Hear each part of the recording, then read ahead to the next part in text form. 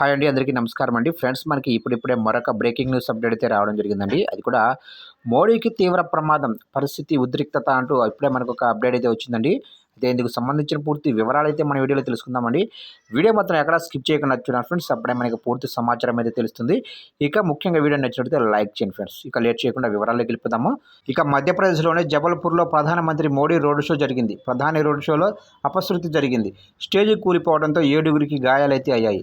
వివరాల్లోకి వెళ్తే జబల్పూర్లో బీజేపీ అభ్యర్థి ఆశీష్ దూబే తరపున మోడీ ప్రచారం చేపట్టారు. ఇక రోడ్డు షో సందర్భంగా రాంపూర్ గోరఖ్పూర్ రహదారిలో రోడ్డు పక్కన స్వాగతం వేదికను నిర్మించారు. మోడీ కాన్వాయ్ వేదిక ముందు నుంచి వెళ్ళగానే ప్రజలందరూ ఆయన చూసేందుకు స్టేజీ పైకి ఎక్కారు. దీంతో ఒక్కసారిగా వేదిక కుప్పకూలిపోయింది. ఇక మోడీ కాన్వాయ్ ముందుకు కదలగానే స్టేజీ కుప్పకూలింది. ఈ ప్రమాదంలో 7గురికి గాయాలైతే అయ్యాయి.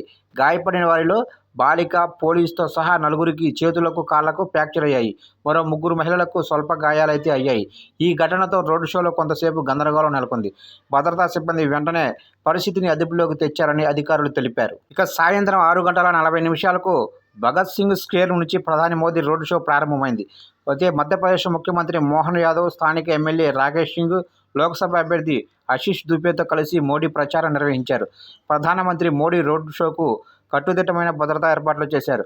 40 మంది ఎస్పీజీ కమాండ్లు, ఇక 20 మంది ఐపీఎస్ అధికారులు, 3,000 మంది జవాన్లు భద్రతను నిర్వహించారు. ఆదిశంకరాచార్య చాణిక్యకు చేరుకోవటం రోడ్ షో ముగిసింది. దాదాపు 45 నిమిషాల్లో ప్రధాని రోడ్ షో ముగిసింది. మధ్యప్రదేశ్లో తొలిదశ పోలింగ్లో మొత్తం 6 స్థానాలకు పోలింగ్ అయితే జరగనుంది.